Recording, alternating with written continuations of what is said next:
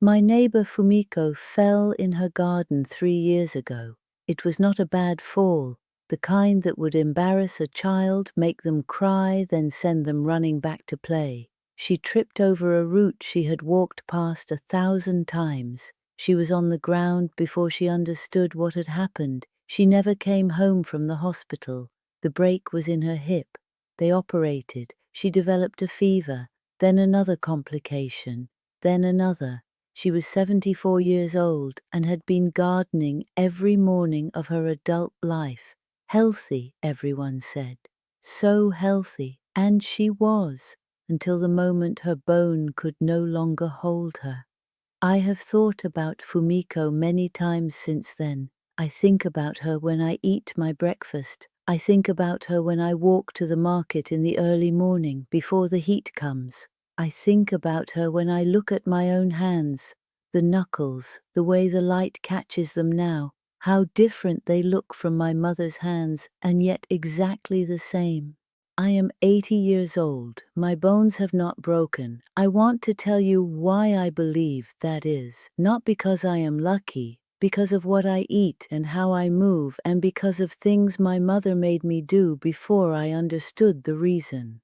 In Okinawa, where I grew up, we did not talk about bones the way people talk about them now. There were no calcium supplements in little orange bottles. No one said bone density, but the knowledge was there, woven into the food, into the morning habits, into the way old women move through the world with a straightness that I now understand was not just dignity, it was structure, it was skeleton. My mother made natto every week. I hated it as a girl. The smell, I cannot describe the smell to someone who has not encountered it. It is sharp and fermented and alive in a way that feels almost aggressive in the morning. She would put it over rice and tell us to eat it without complaint. We ate it without complaint, mostly, because her look when we refused was worse than the smell. I didn't know then what natto was doing inside us. I know now. It is made from soybeans fermented with a bacteria called Bacillus subtilis, a long word that means nothing until you understand what it produces. It produces something called vitamin K2, and vitamin K2 does something remarkable. It tells calcium where to go. This is the part that no one explained to me until I was in my 60s, when a doctor in Naha, a young woman with short hair and very direct eyes, sat with me after an exam and said something I have never forgotten. She said, "The problem for most people is not that they don't eat enough calcium. The problem is that the calcium goes to the wrong places. Without K2, she said, calcium can end up in your arteries, in your soft tissue, places it should not be, instead of into the bone where it belongs. Natto, she told me, has more K2 than almost any food on earth, more than cheese, more than fermented vegetables, by a significant distance. My mother didn't know any of that. She just knew that her mother made it, and her mother's mother before her. She knew that the women in our village who ate it regularly seemed to move differently into old age. I don't think she had a theory about it. It was just what you did. I still eat it most mornings. I have made peace with the smell. There is something else that came with it, the soy itself. Okinawan women have eaten fermented soy for centuries. Natto, miso, tofu made fresh and eaten often, and fermented soy carries something called isoflavones, compounds that behave gently like estrogen in the body. This matters for bone because estrogen is what protects bone mass in women. When estrogen falls after menopause, bone loss accelerates. It is a kind of quiet emergency that most women don't discover until it is already advanced. The isoflavones in fermented soy are not estrogen, but they seem to occupy some of the same pathways in a softer way. I am not a doctor. I cannot tell you the mechanism with the precision of a textbook. What I can tell you is that the women in my village who ate miso every day, who ate tofu several times a week, who drank the soy-based broths that were ordinary food to us, these women moved through their 70s and 80s with a quality of steadiness that I noticed even as a young girl. They bent without hesitation, they climbed, they gardened at an angle that would strain a younger body. Whether that was the soy or the movement or the light or all of it together, I cannot separate the threads, but I have not stopped eating it. It tastes like home. And home, I now understand, was also medicine. We walked. This is perhaps the simplest thing and the one most people dismiss because it sounds too small to matter. But we walked every day in the way that breathing is every day, not as exercise, not as a scheduled activity, but as the texture of ordinary life. To the market, to a neighbor's house, up a small hill to see about something, back down again. Walking does something to bone that most people don't realize. Bone is not passive material, it responds to load.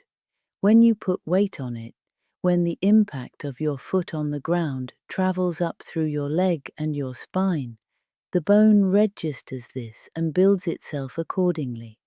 There is a process, they call it bone remodeling, where old bone tissue is broken down and new, denser tissue is laid in its place. This process slows as you age, but it does not stop, and it is stimulated, kept moving by impact. This is why swimming, which I love, is not enough for bones. Swimming takes the weight away. The water holds you. The bone gets no signal that it needs to be strong. Walking gives that signal. Carrying something while you walk gives it more. Climbing stairs, stepping over uneven ground, moving through a garden where the earth is not perfectly flat, all of this is load, and load is what bone responds to. My husband used to say I walked like I was always going somewhere important, even when I was only going to check on the garden. I think he was right. I was always going somewhere. That is the point. Then there is the sun. And this is where I must be careful, because I know the advice has changed, and I know people are frightened now about sun in a way that they were not when I was young. In Okinawa, we spent time outside. There was no conversation about this. We were simply outside, the way children are outside, the way people who grow food are outside. The sun was not an enemy. It was just the sky, doing what the sky does. Vitamin D is made in the skin when ultraviolet light from the sun strikes it. Without vitamin D, the body cannot absorb calcium properly. It can be sitting right there in the food, waiting to be used, and the body cannot take it up. So the calcium passes through and the bone goes wanting. This is not a small problem. Vitamin D deficiency is shockingly common, even in sunny places, because people stay indoors or use so much protection that no synthesis occurs at all. I go outside every morning, not for hours, 20 minutes, sometimes 30, in the early light before it becomes harsh. I sit in the garden or I walk along the lane. I do not stare at the sun. I simply exist in its presence, the way I have always existed in its presence. My skin makes what it needs. This is what skin is for. There was a woman in our village, older than my mother, which in memory makes her ancient, though she was probably only in her 80s, who sat in the morning sun every day without fail, on a low wooden step outside her door, with a cup of tea and nothing particular to do. We children thought she was just old and slow. Now I understand she was doing something deliberate, even if she never called it that. She lived past 90. She gardened until the last year of her life. Calcium, yes, but not the way you might think. We did not drink much cow's milk in the village where I grew up. Dairy was not a part of our daily eating. Yet osteoporosis, brittle bones, the kind that break from small falls, was not the epidemic among us that it has become elsewhere. The calcium came from other places, from small fish eaten whole, bones and all, sardines, sometimes dried anchovies in broth, the small preparations that seem like nothing but carry more calcium per bite than most people realize. From dark leafy vegetables, the bitter ones, the ones that require you to be committed to eating them, not the mild kind that taste like nothing. From sesame seeds, which my mother scattered on almost everything, not as decoration, but as habit. From tofu, which is made from soy milk that is often set with calcium compounds.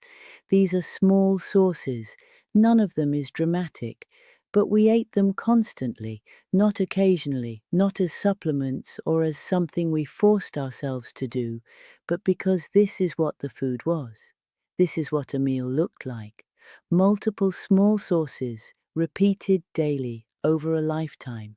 A lifetime is the key word. Bone is built slowly and lost slowly. The habits of your 40s echo in your 70s. What you eat at 60 matters at 80. There is no emergency intervention when the bone is already gone. Only the slow work of what you do every day, compounding quietly over decades. I did not understand this when I was young. I understood it in the way I understood everything my mother told me, by watching what happened to people who did and didn't listen. I am coming to something harder now. I want to sit with it a moment before I say it. There is a feeling that comes in your later years. I don't know another way to say this. A feeling that your body is a place you used to know better. Things surprise you. You notice something and you don't know if it has always been there or if it is new. You think about Fumiko. You think about your own mother and your mother's mother and the long chain of women before you who carried their bodies through the world and eventually left them behind. I have made peace with the fact that my body will not last forever, but I have not made peace with neglecting it in the time I have.